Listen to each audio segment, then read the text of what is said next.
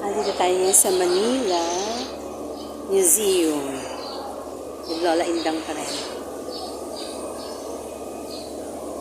Pag Monday po,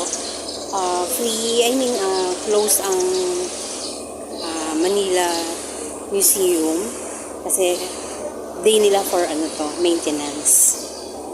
Ayan. So, itong area lang dito sa labas ang pwedeng dumaan at mag-visit. Pero dun sa taas, hindi po pwede. Monday po yun. Hey guys, ito yung baba. Tignan naman natin yung structure. O diba? Mga halaman. Ang architecture.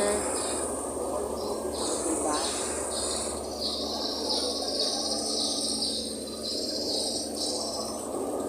It's napapakinabangan talaga nila.